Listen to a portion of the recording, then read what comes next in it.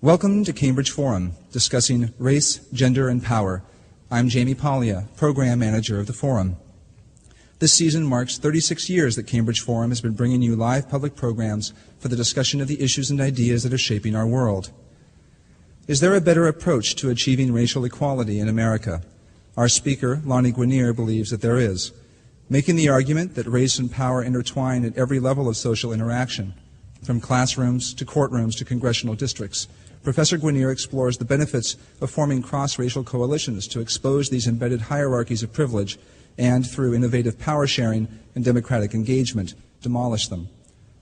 Lani Guinier became the first black woman ever to become tenured professor at Harvard Law School when she joined the faculty there in 1998.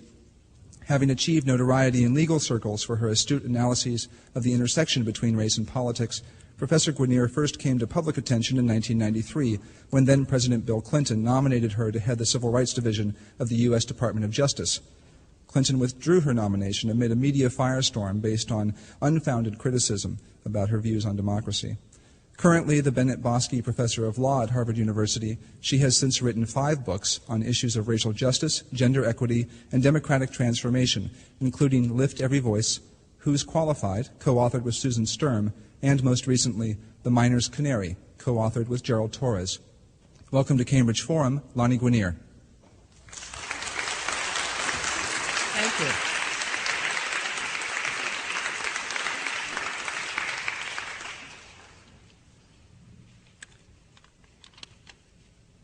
I want to talk about race in a way that links the conversation about race to a larger conversation about power. The argument that I make with my co-author Gerald Torres in the book, The Minor's Canary, is that race is not a single fixed thing based on what you look like or based on who your mama is. That race is stigma, of course. It's the way that the majority in this country have identified and disadvantaged certain people based on arbitrary phenotypic qualities. But that's not all that race is. It's not just one single thing. It is a dynamic set of relationships that we can use as an asset, as a diagnostic tool, because race in this country, in part because of the way it's been used to stigmatize and to disadvantage, we can employ race as a lens to see things that are otherwise invisible. Race both masks and sustains deeply problematic, in my view, hierarchies of power and privilege. And if we track race, if we look at what's happening to people of color in this society, we may be able to see things that converge around people of color because race makes people of color visible. But we may also be able to see things that are disadvantaging working class and poor whites as well. So the idea is to use race to understand issues of class, issues of gender, issues of disadvantage more generally. And the metaphor of the minor's canary tries to capture this more dynamic and potentially affirming use of race, because we are arguing that race is like the canary in the mines. The miners used to take a canary into the mines to alert them when the atmosphere in the mines was too toxic for the miners. And the canary had a more fragile respiratory system which gave way first, signaling that there was a problem with the atmosphere in the mines. And we're arguing that people of color, in some instances women, in some instances those with disabilities, in some instances people who are otherwise marginalized in this society, are functioning like the canary. They are an early warning signal of problems that are potentially affecting everyone. And the problems hit the more vulnerable canary first. But that doesn't mean that the problems are located in the canary. And the way in which we think about race in conventional or traditional terms is that we see things happening to people of color, or we see things happening to women, and we locate the problem in people of color, in the women. We pathologize the canary. And then we assume that the solution is to fix the canary, to outfit the canary with a little respirator so that it can withstand this toxic atmosphere. And the shift in thinking, the argument that Gerald Torres and I are making, is that we need to learn from the canary. We need to heed the signal of the canary to fix the atmosphere in the minds, not just the canary. And I want to talk quickly about a couple of examples of this paradigm shift, of this move from race as one fixed thing that is simply about people's appearances or their ancestry or even their culture, and suggest that race is actually a much more dynamic tool that we can use to understand the distribution of resources in this society. So let me start in California. In 1984, California had one of the premier systems of higher education in this country. And California at the time, 1984, was spending 2.5 times as much money on institutions of higher education as it was on prisons. Okay, 1984. By 1995, California was spending as much money on prisons as it was on institutions of higher education. And by 1996, it was spending more money on prisons than higher education. So there's a shift in the distribution of resources that's going on in California that is not being discussed. For example, California hired about 25,000 new prison guards and fired or let go 8,000 people from the system of higher education. A first-year college professor was making $41,000 a year. A prison guard was making $51,000 a year.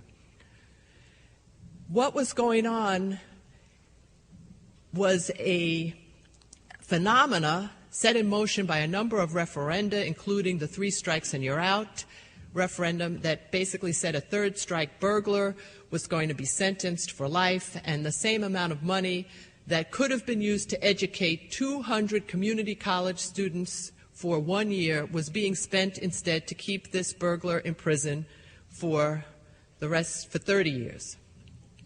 Now, that was a decision that was being made, but was not a decision that was being discussed. What was being discussed? What was being discussed was the increasing scarcity of opportunity at the institutions of higher education that were losing funding.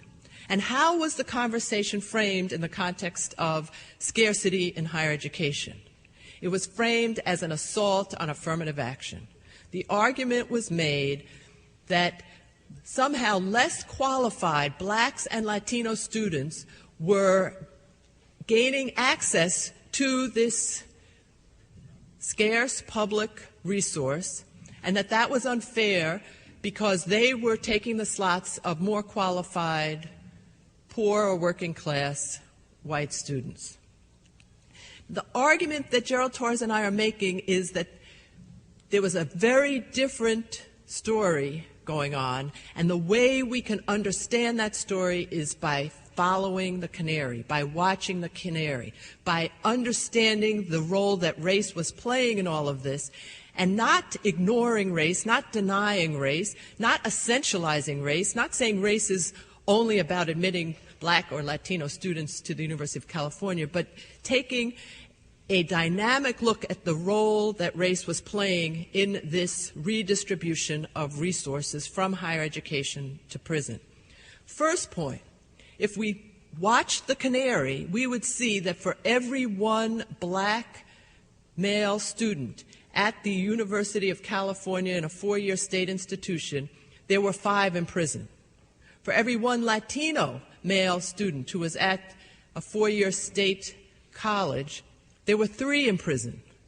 In fact, the money, if it were following the Canary, was going to prison, not to higher education. Now, who was going to these institutions of higher education, and how were they getting there? University of California, and again, this is a public institution subsidized by all of the taxpayers of California, implemented a system of credentializing that included heavy emphasis on performance on standardized aptitude tests, particularly the SAT. Now, I would argue that the SAT is a very good test for evaluating quick strategic guessing with less than perfect information. It is a test that's also coachable. It is a test that does not predict who is going to do well first year in college, despite all of the over-reliance that schools make. When I say it doesn't predict who's going to do well in college, there's a modest relationship between your SAT score and your college grades, but it's a modest relationship. You are more likely to know someone's height if you know their weight than to know someone's first-year college grades if you know their SAT score. But it's not just something trivial like height and weight. It's also that the SAT, while it doesn't predict who's going to do well, maybe it explains 20 to 30% of the variation in first-year college grades, which means that it doesn't explain 70 to 80%. But more important, it does correlate with something else, and that is parental income. Indeed, it correlates with grandparents' socioeconomic status. Within each race and ethnic group, as your parental income goes up, so do your SAT scores. And in 1995, when the discussion focused on the issue of affirmative action, a group of people put on the ballot a proposition to declare all affirmative action to be illegal in California. Didn't talk about who was getting into the school using the conventional criteria, only talked about the admission of Black and Latino students.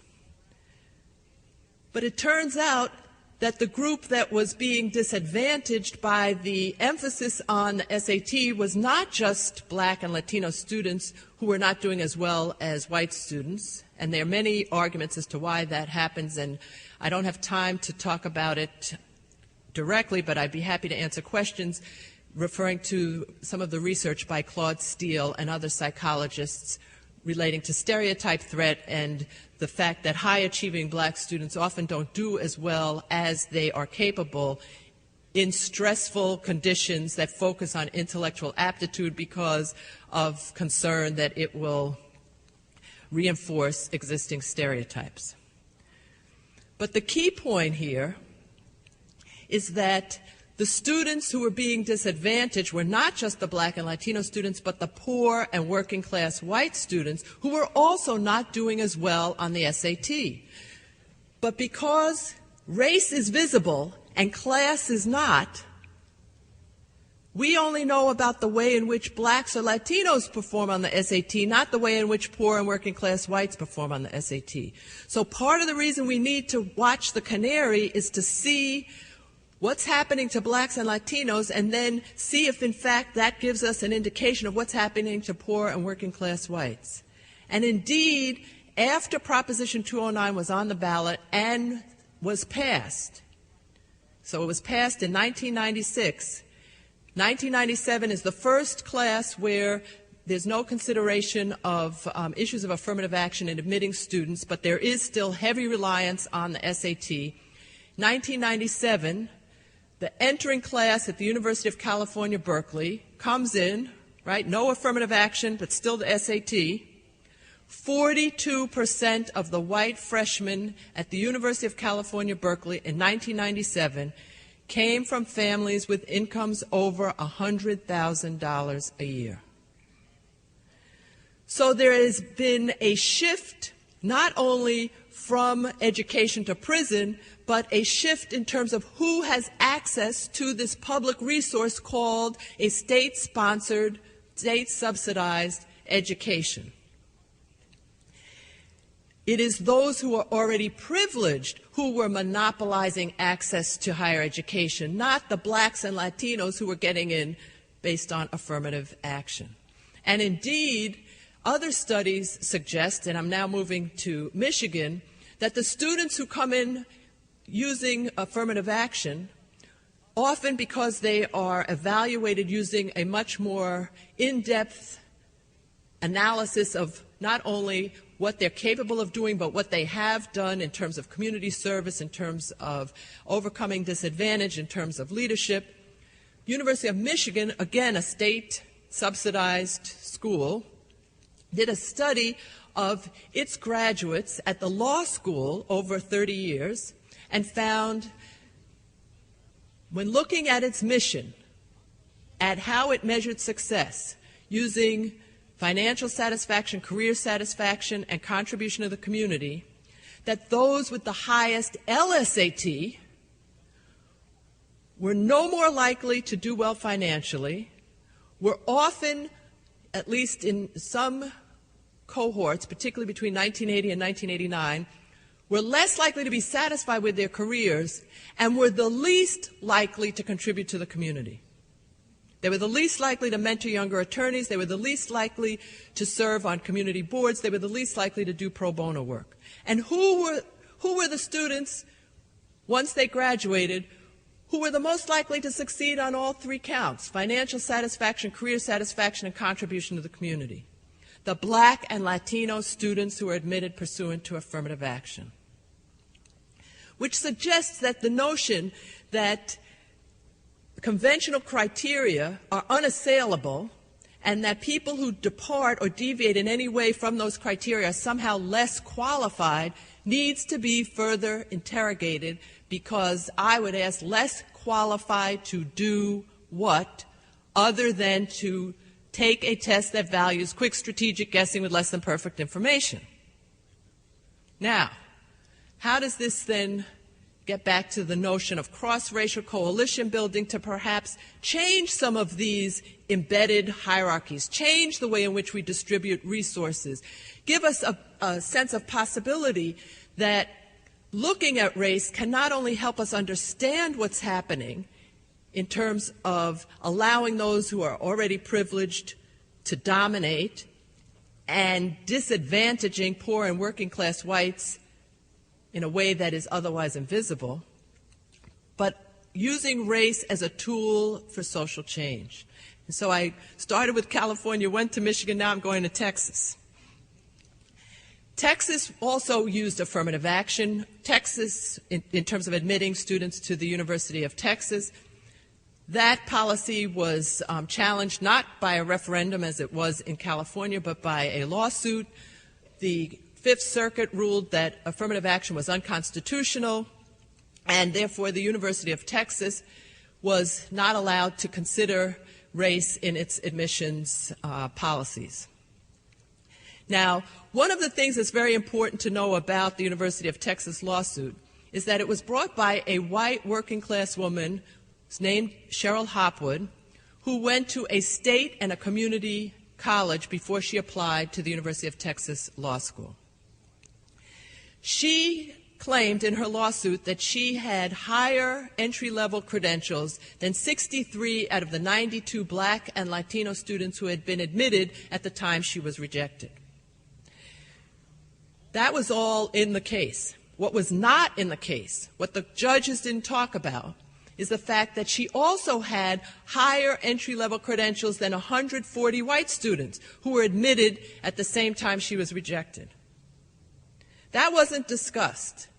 Now, why were those students admitted and she was rejected? Well, it turns out that the University of Texas Law School, and many other schools do the same thing, not only consider your individual grade point average and your individual aptitude test, in this case the LSAT, but they also create an equation in which they include, as part of your formula, the median LSAT score of all the students who took the test from the school that you are graduating. And given what I said earlier, that there is a strong correlation between performance on these aptitude tests and class, and given that Cheryl Hopwood went to a state and a community college, her scores were brought down by the median LSAT scores of the other students taking the test from a state school. So she was disadvantaged because of class, not race, I would argue. We, again, don't know that, at least it's not known publicly, because we think of race as something that's simply taboo, stigma, and we can't talk about it. And the argument I'm trying to make is we need to talk about race because it can help us understand what is going on, and it can help us revisit many of the assumptions or the issues that we believe have already been resolved, but are not necessarily resolved in a way that is fair. Now, what happened once the Fifth Circuit ruled that affirmative action was unconstitutional? Now, here's where race becomes a different kind of asset. A group of black and Latino legislators, law professors, college professors, activists, lawyers got together and started to brainstorm about how they could ensure that the University of Texas, a public institution, could remain accessible to all people throughout the state. They were worried that the University of Texas was going to become resegregated. And resegregated was not just a theoretical possibility. University of Texas Law School, in fact, had formal de jure rules against admitting blacks and had to be sued to admit blacks in the first place. Now, this group, this coalition of black and Latino legislators and law professors and activists, started using race as the canary in the mines. They watched what was happening to people of color, and they saw that people of color were not doing as well on this LSAT or this SAT, and so they started to look to see if there were other ways in which it might be fairer to admit people that would ensure that people of color enjoyed an opportunity to attend this state school. Meanwhile, as they were tracking race, they also started to notice something else that nobody talked about, right? That a problem seems to converge around people of color, but it is really telling us, like the canary, that there's something wrong with the atmosphere in the mines. They looked at the college level, and they noticed that there are 1,500 high schools throughout the state of Texas. And yet 150 of those high schools, 10% of those high schools were providing 75% of the freshmen in every class at the University of Texas in Austin. 10% of the high schools in the state were dominating the freshman class. And where were those 150 high schools located? In suburban Austin, in suburban Houston, in suburban Dallas, or they were the private and independent schools that had an affluent population. Now, how could they use that information as well as the information that they had collected about the lack of predictiveness in the SAT or in the LSAT? The LSAT is 9% better than random in predicting first-year law school grades. What could they come up with? They found that high school grades or college grades, your performance in school is actually a better predictor of your performance in another school than your performance on one test that is timed, that often is multiple choice, and that rewards guessing.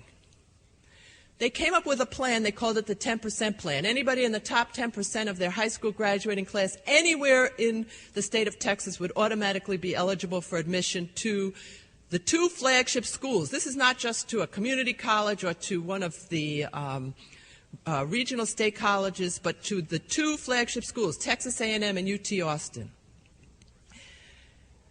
They put this into the language of legislation, and it passed the Texas legislature by one vote. And that vote was cast by a conservative Republican legislator who represented a district in rural West Texas. And he voted for the bill because this coalition was able to show him that not a single one of his constituents had been admitted to the University of Texas in Austin in the past 10 years.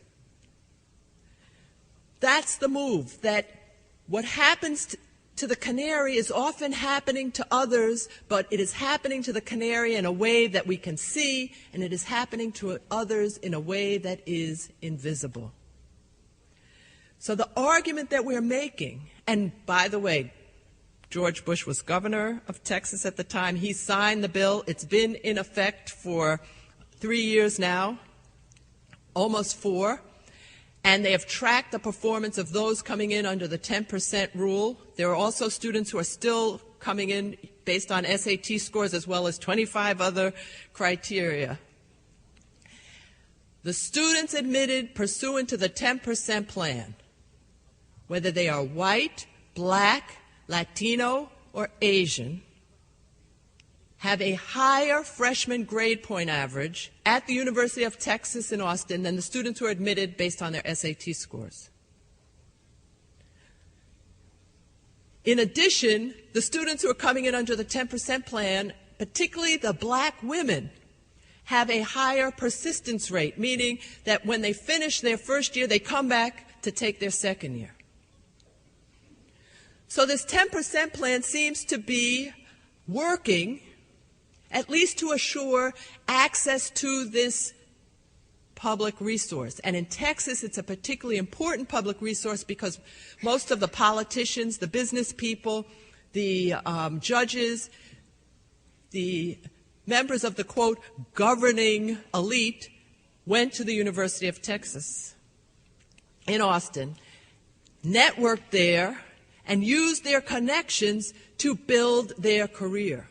So that having access for all demographic groups, for all people, is not just fair because all people are paying for that education. And in fact, in California, it takes 3 to 5 taxpayers to subsidize the education of one student.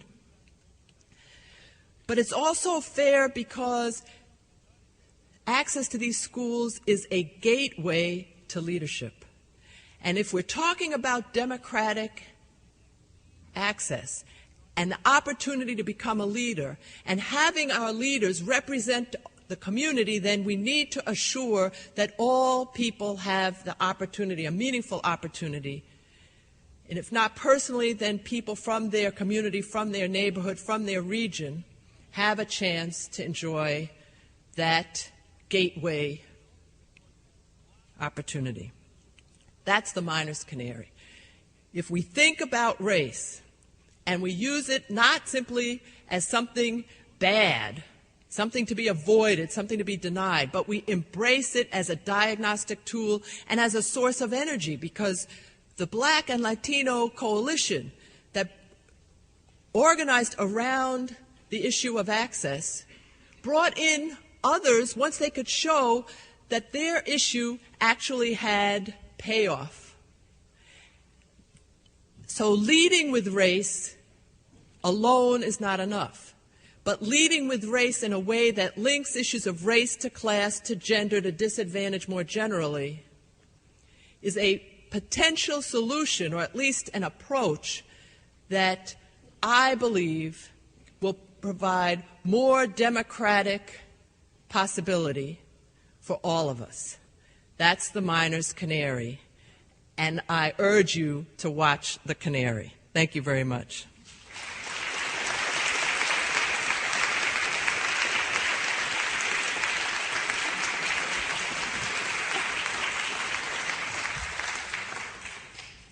You are joining us at Cambridge Forum, listening to Lani Guinier discussing race, gender, and power. Before I open this up to the audience, I wanted to ask you one question. You also examine in the book the question of race by contrasting American attitudes toward blackness with Brazil's color blindness, which I think is a very interesting comparison, especially in terms of the kind of coalition building that you're talking about, the kind of grassroots organizing. Could you discuss these differences a little bit in our country's attitudes and really what they equate to in real terms? Well, I don't know that I would call Brazil colorblind. So there's some of the question that I might need to unpack, and we can do that privately. But basically what we say in the book about Brazil is that in Brazil there seems to be the same disparity between those who are darker complected and those who are lighter or, quote, whiter than as there is in the United States. But in Brazil, exceptions are made for people who are dark and have money, right? So the argument in Brazil is money whitens or money lightens. And it's not just a theoretical thing. If somebody is very dark complected but is the president of a bank, they will say that that person is white. Now, if you call that color blindness, I guess that's a form of... I should have put quotes around yes, that. That's a form of blindness. But in some ways, it's also a phenomenon that I would argue we are seeing here in the United States, that there is a sense in which we want to deny the way in which race tracks power. We want to deny the fact that certain groups have been historically disadvantaged. We want to deny the fact that even if you look at middle-class blacks and you compare their income with middle-class whites, we focus on income and we see that blacks and whites may be making the same income, and then we assume, okay, well then they have the same life chances, they have the same opportunities. What we don't look at in this country is intergenerational wealth transfer. We don't look at access to financial assets.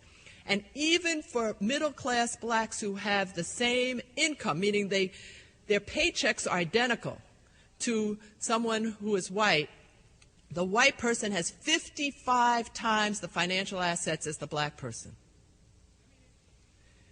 So in this country, however, once we see that people are making a little bit of money, we assume, oh, race is no longer a problem. We don't look to see the fact that for many, for example, of my black students, they are supporting their parents. They feel compelled to get a job so they can send money home to their mother. Whereas my white students are being supported by their parents. That's what I'm talking about in terms of intergenerational wealth transfer, that the white students' parents have assets, a house, they have inheritance that they can dip into to help their children get launched. Whereas if you look, for example, at the average black family has no assets, no financial assets at all, meaning, I don't mean they have nothing, I mean that if you discount all of their debt, they have nothing. Now, what does that have to do with color blindness? Well, basically, we look at individuals who may be dark complected but are now doing very well. We look at Condoleezza Rice, we look at Colin Powell, we see the fact that there are examples of what one of my colleagues calls robust tokenism in the current administration. And we say this is now colorblind. And I would argue that you can't just look at individuals, you have to look at a phenomenon. You have to look at the way in which many people who have been raced black or raced brown are collected at the bottom of the social, economic, and political hierarchy. And the ability of a few to escape suggests that certainly things are more fluid, there's no question. But that doesn't mean that we have reached a point where we can say that race doesn't matter. I would say that's true in the United States. I would also say it's true in Brazil.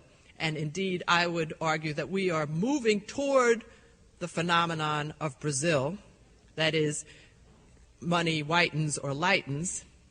However, one of the things that most people don't know is that Brazil has the largest number of people of African origin than any country in this hemisphere, and I believe, than any country in the world other than Nigeria, right? And yet our president, George Bush, went to Brazil, sat down and talked to the president of Brazil and said, "Oh, you have blacks here too?"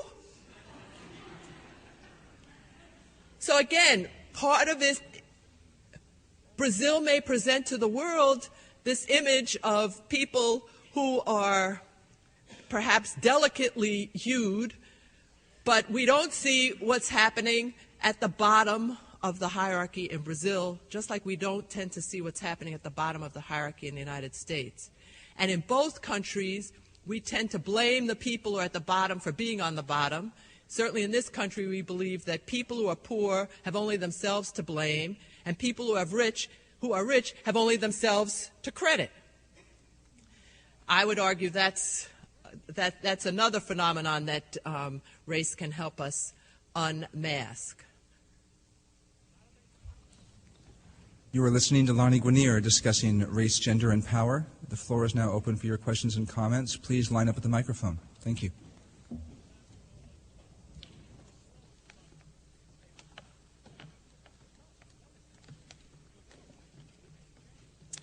Hi, first of all, thank you so much for your talk and for being here. My name is Andy Friedman. I'm actually a 1L over at the law school, so hopefully I'll get to take a course with you someday. But I sort of have two questions. My first is, I would love to know if you have any examples of issues outside of education in which you've seen this canary effect. And the second question is there any concern by using this to say people should be paying more attention to what's happening to poor blacks and poor Hispanics and minorities because it affects the poor white people too, that you're downplaying the issue of it would be bad even if it didn't affect the white people, it would still be bad and still be a problem? Thanks.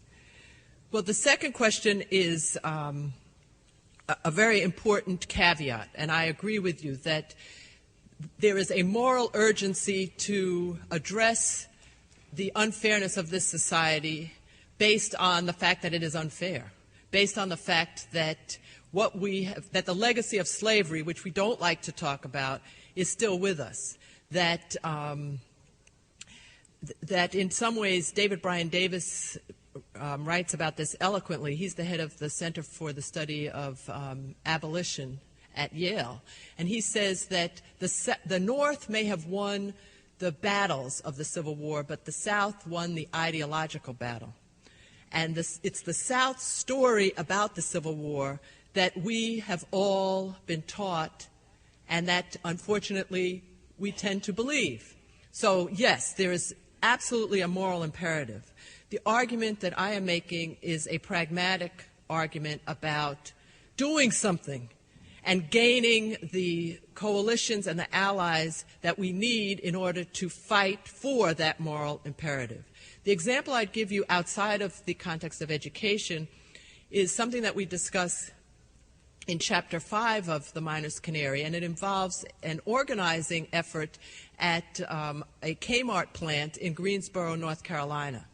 This was a plant where all of the workers were being paid $5.10 an hour less than workers at comparable distribution plants that were run by Kmart throughout the state. And the reason, or at least the workers felt that the reason they were being paid less is that this was a plant that was 65% black. And the argument was Kmart thought it could get away with paying its black workforce less, and that they wouldn't protest. Initially, the union tried to organize to improve the working conditions, but the union was unable to gain community support, and Kmart was very effective at isolating the union effort. And the union also made some politically tone-deaf moves in that direction. What happened then is that a group of black workers at the Kmart, who were also members of the union, went to a group of black ministers who were active in Greensboro. And they formed a coalition that was led by Reverend Nelson Johnson, who talked about race. And they said, this is an issue that involves race, but we have to talk about race in order to get to the larger issue, which is there are 35% people in this plant who are not black, who are also being paid $5.10 an hour less than the black workers. And the merchants in this town are also being disadvantaged because when workers are not being paid a living wage, they don't have the funds to buy their clothes at the local clothing store. They can't buy school supplies for their kids. They can't buy groceries. And so that there's an ecological dimension in terms of having a community that functions that Kmart's wage structure was disrupting. So he talked about race, but he talked about race as a way to get into a discussion of community. Kmart retaliated. The ministers had started some nonviolent, silent vigils at the Kmart plant. They had gone there. They assembled first with a group of community members in black churches, and they sang and they got energized, and then the ministers as well as their church members would go down to the plant and pray. Nothing else but pray. The union was eager to participate in this. They would assemble at the union hall, sing union songs, get energized, go to the Kmart plant, and join the vigil. Kmart retaliated and sued only the black ministers for trespass. Did not sue any of the white people who had been involved in these vigils. And at that point, there was a very interesting shift. Because again, Nelson Johnson, who was a visionary minister, who was saying we need to work through race, because if we don't talk about race, we won't understand why Kmart thinks it can get away with paying this wage. But we can't stop at race. We have to work through race and get to this issue of sustainable community. And he talked to the white workers and to the leaders of the union, and he convinced them that they should take the lead in response to Kmart's trespass suit, and the white workers had a press conference demanding to know why they were not sued by Kmart, because they too were part of this vigil. P.S. Kmart eventually settled, and there is an ongoing bi-weekly group that continues to meet about the issue of sustainable community that includes members of the Pulpit Forum, the black ministers, and also many of the business leaders in Greensboro, including Newt Gingrich's daughter, at least as of 2 years ago, who ran a coffee shop in Greensboro. My name is Erica Dowes. I'm a student at the Canary School. It's my first year here. But before I came here, I worked at a law firm in Chicago that specialized in labor and employment issues. I was specifically in the affirmative action group and frequently dealt with Department of Labor, EOC, OFCCP. So there's plenty of laws in place to try and help women and minorities get ahead in the workforce. But my question is, how much faith can we even put in the laws if the resources aren't being put behind them to actually give them some teeth and enforce them, especially now when so much attention is being focused on national security and not necessarily on civil rights here at home? Well, I think you're right that you're asking a simple question. I'm going to give you a complicated answer. But I hope it's complicated only in scope and that the message of the answer is also simple or at least accessible. What you're really asking is, how do you use the law to make social change? And is it enough just to pass a law to make social change? And you're suggesting, given your experience, that the answer is no. That's the simple answer, no. It is not enough to change the law in terms of the law in the books. You have to also implement the law.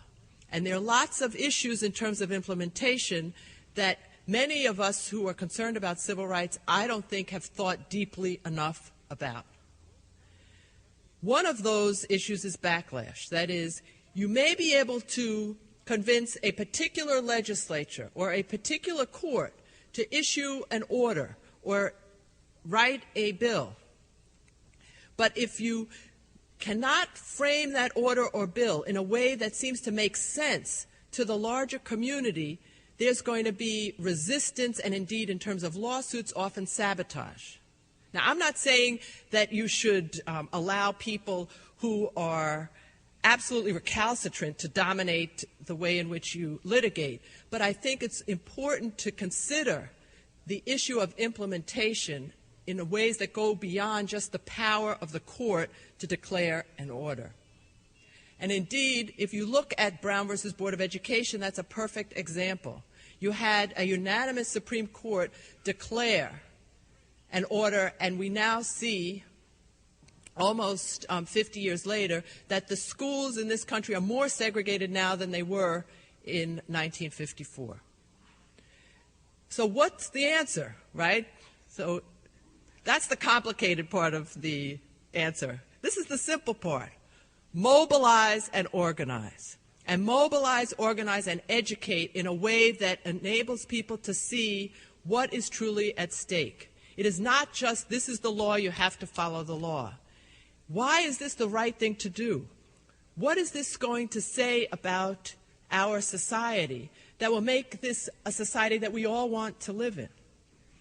And that's a way of framing issues that we really have neglected. So let me give you a simple example. In 1964, Martin Luther King had just won the Nobel Peace Prize. He came back to a session with Vice President Humphrey and then President Lyndon Johnson. He was joined by Andy Young. And they both pleaded with President Johnson for a Voting Rights Act. They said black people in the South are still disenfranchised. There are many counties in rural Mississippi and Alabama where blacks are a majority of the population, and yet there are between 0 and 5% of the blacks are registered. And it is not because black people don't want to vote, which is the argument that those in charge were making. They were suggesting, oh, black people aren't voting because they're either apathetic or satisfied. And they talked, and Johnson said, there's no way we are going to get you a Voting Rights Act. This was December 1964. We just passed the Civil Rights Act of 1964. Congress is not ready to go back and look at another civil rights law. Now, King and Andy Young could have left the White House and held a press conference and talked about how this is unfair and we need a Voting Rights Act. They could have gone on talk shows and talked about how this is unfair, we need a Voting Rights Act. But what they did do was to go to Selma, Alabama, where there was a group of people already in motion who were organizing on the issue of voting.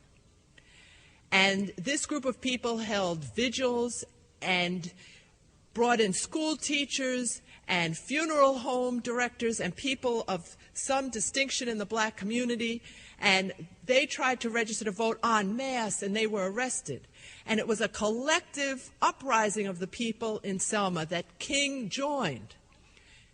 During one of those vigils, a young 26-year-old black pulpwood cutter named Jimmy Lee Jackson was killed by an Alabama state policeman.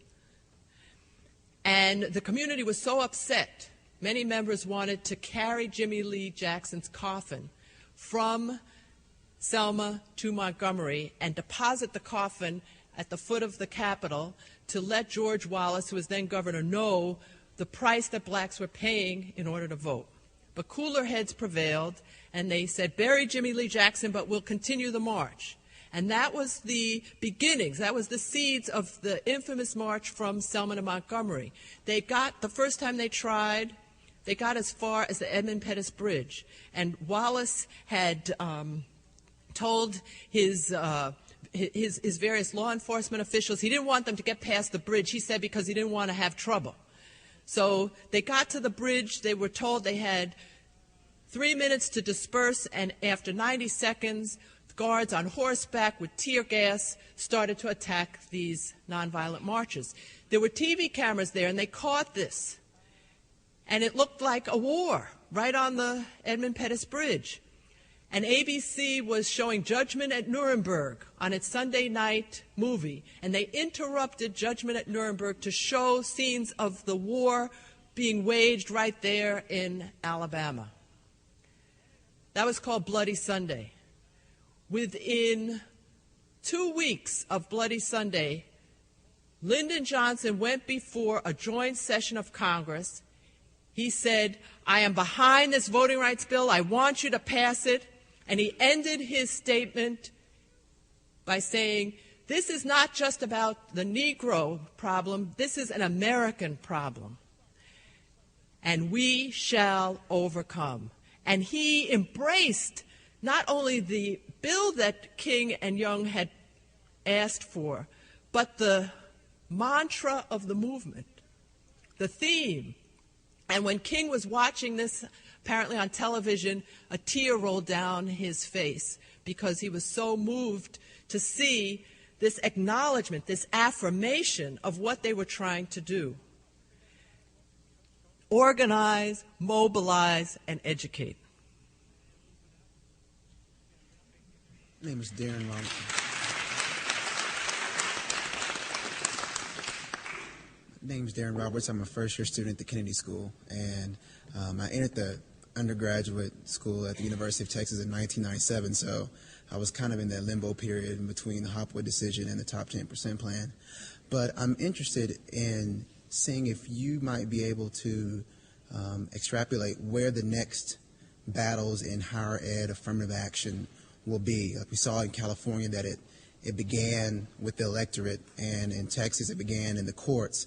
And so from those two models, can we kind of project where those battles might pop up in the other states across the union in the next few years?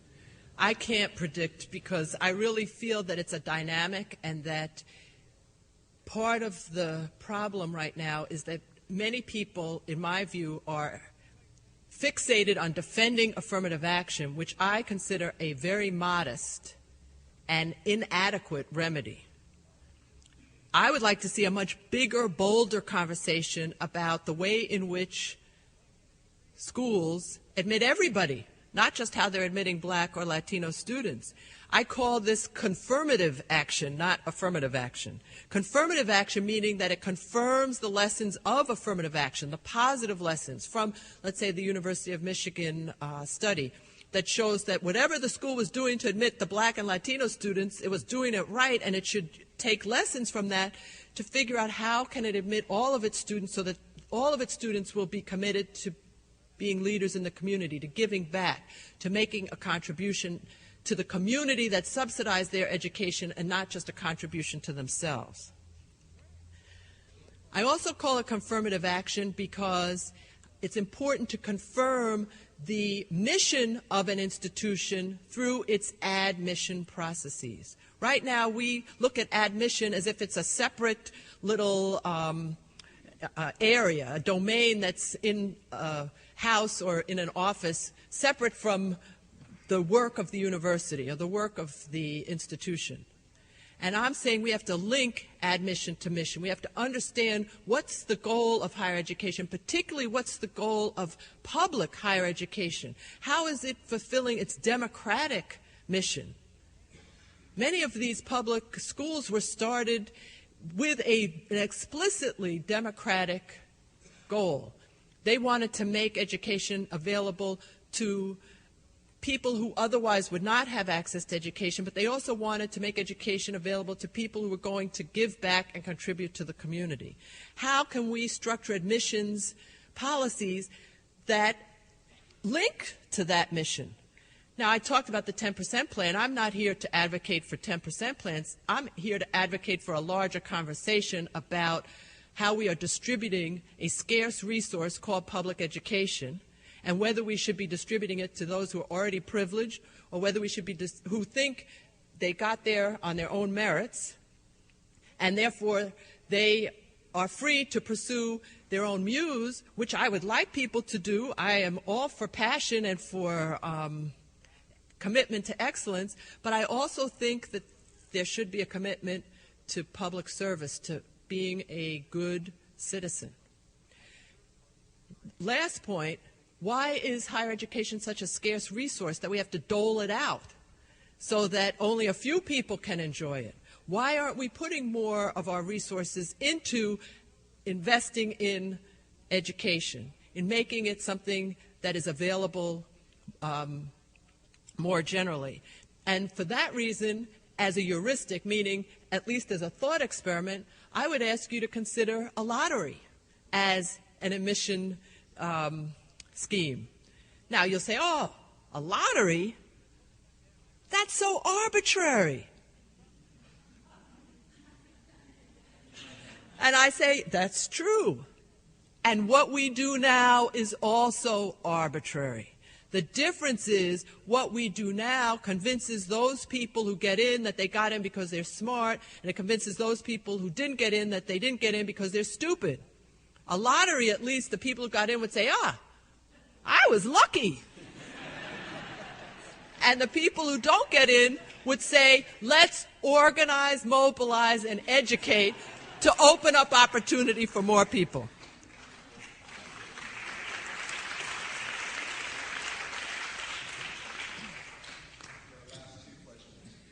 Hi, my name is Lynn Ho. I'm a first year at the Kennedy School also, and I'm also from California, so thank you for your comments about all the injustices that are going on in our state. I had two questions. The first one is, at California, seeing these injustices of affirmative action being disbanded and three strikes and bilingual education, all these propositions going through, my role I saw as a student was taking an activist role as a student. After graduating, I had to move on, and now I find myself here back as a student. What role can I play here at the Kennedy School, at Harvard, here in Cambridge, to continue that mechanism for social change? That's my first question. And my second question is that I remember when President Clinton visited the UC San Diego in '97, I believe, he made a speech and he identified race as the biggest challenge facing the 21st century. What came out of that was a commission on race. And as one of the few forums that I've ever seen race talked about, including Asian Americans in the picture. And I see very few forums where that is so, and if you can shed some light about why that is so. And what is so? Why Asian Americans are not included in the dialogue.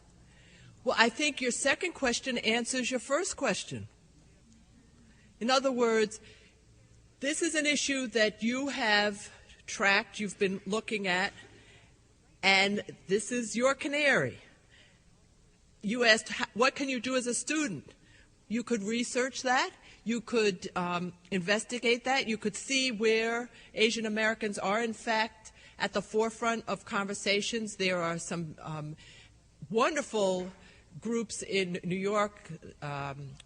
I heard Eric Tang talk about what he's doing with a group of Asian Americans who meet at bodegas in the Bronx and then go to Harlem and meet with blacks and form coalitions around all kinds of issues, starting with immigration and then moving on to issues of over-incarceration. So given your vantage point as a student and the luxury you have to write papers, right? Most students think that's not a luxury, but that's how you learn, right? You identify a problem that you are interested in, and then you have to frame a way of thinking about that problem, and then you actually get credit, right, for investigating that problem. So I would put your second question as the answer to your first. Hi, my name is Mary Ward, and I just want to say I'm so happy to hear this conversation going on. For a long time, I felt that there's such a connection between race and class, especially since I'm biracial and I've grew up in kind of the poorer class, and not having people recognize the significance of not just when people would talk about, or anytime I've heard discussion or dialogue about race, it's always framed in the sense that, well, what's wrong specifically with that segment that has to do with their race, and why are they failing in situations, and not even in the most liberal institutions. I have done some work in very liberal institutions, and they just did not recognize the importance of class when you discuss issues around people who are failing, and oftentimes everyone would get confused because they would see what tended to happen is that people who are minorities tended to fail in this particular organization I was in, and if they had really known, since all of the people who were Caucasian were middle class, they were just completely out of touch and didn't understand that there was a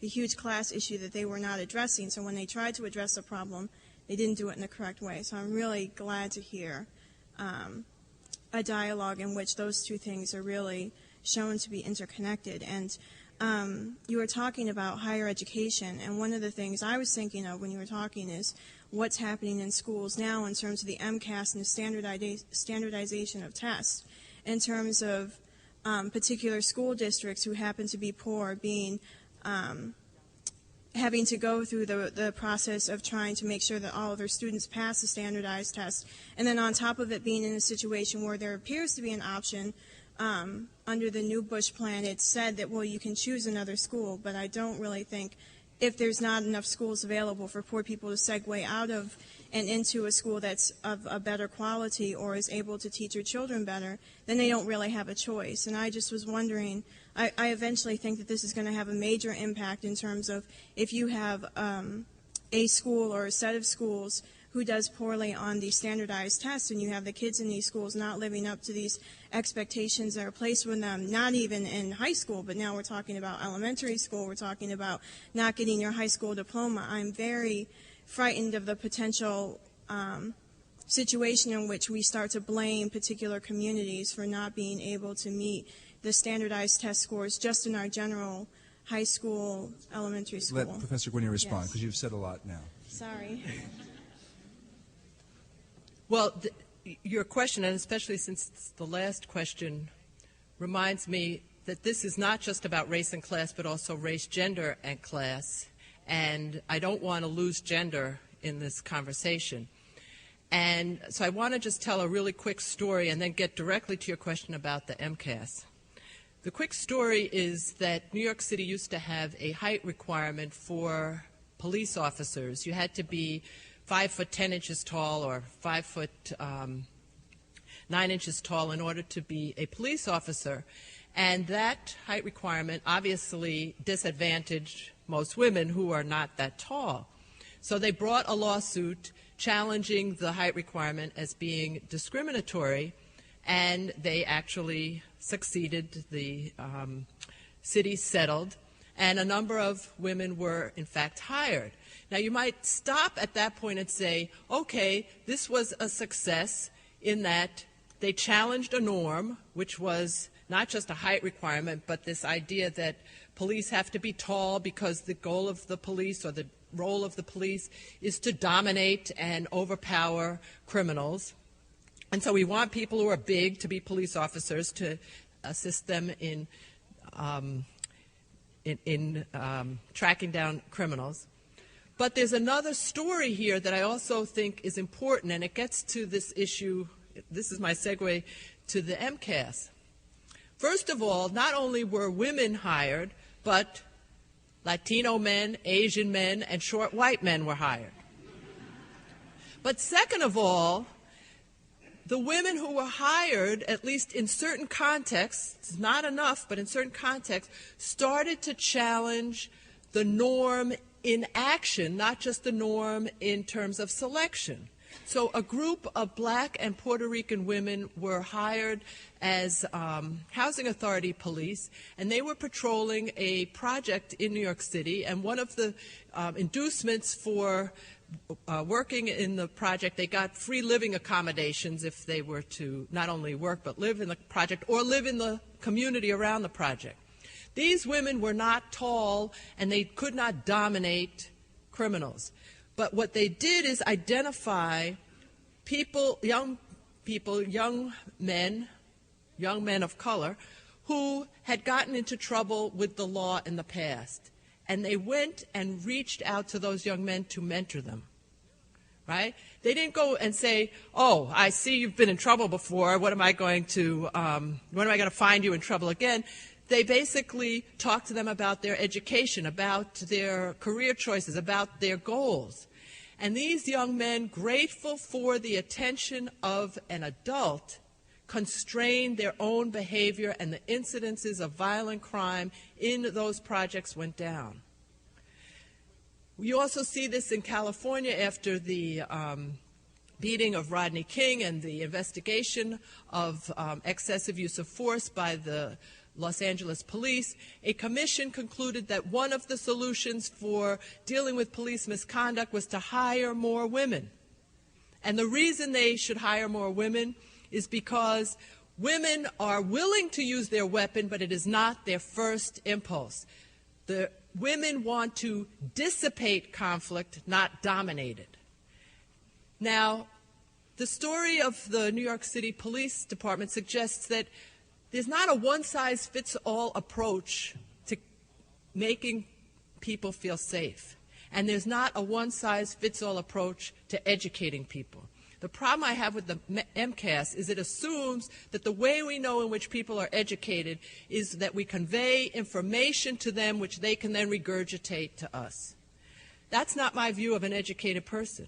My view of an educated person is somebody who can think, somebody who knows where to find information and can use that information, somebody who knows how to ask questions that will prod us to ask more questions, somebody who knows how to think and work and play with other people who are different than they are, and use the diversity of resources to create innovative solutions to complex problems.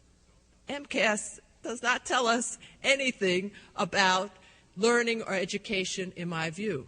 Now, here we go with the Canary. People may think that the only students who are being disadvantaged by the MCAS are those students who are failing. What they don't realize is that so much of your tax dollars are being spent on helping those who pass the test pass, as well as trying to coach the students who are failing. Now, I'm not opposed to testing, right? I am a professor, I give tests.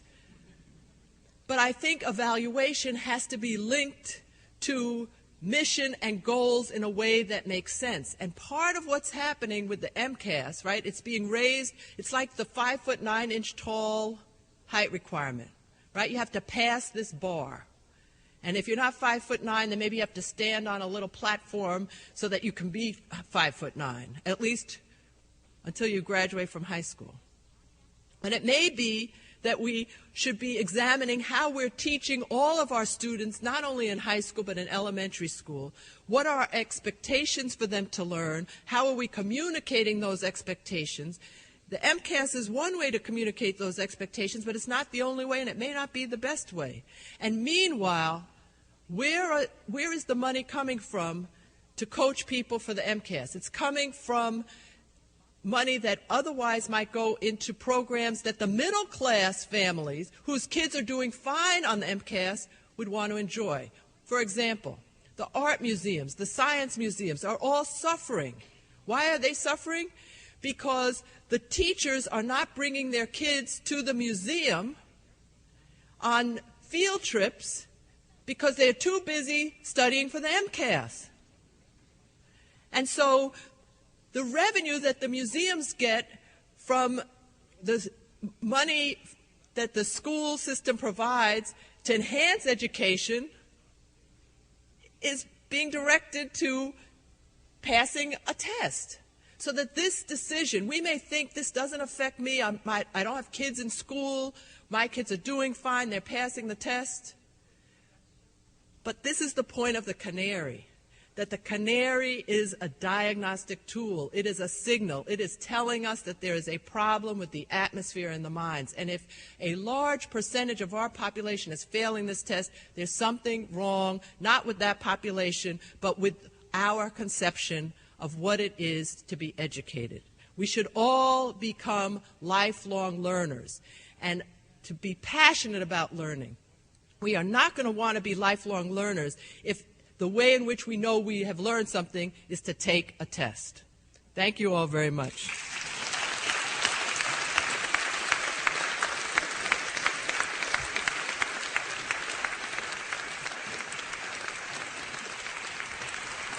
Thank you very much.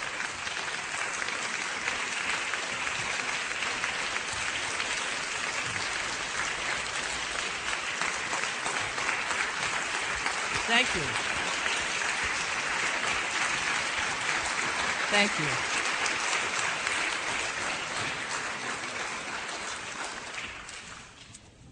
Thank you, Lani Guinier.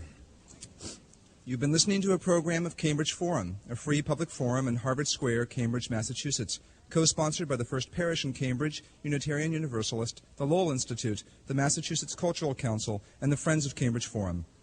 For an audio cassette of this program entitled Race, Gender, and Power, featuring Lani Guinier, recorded in September 2002, send a check or money order for $12 to Cambridge Forum, 3 Church Street, Cambridge, Massachusetts, 02138, or visit us on the web at www.cambridgeforum.org.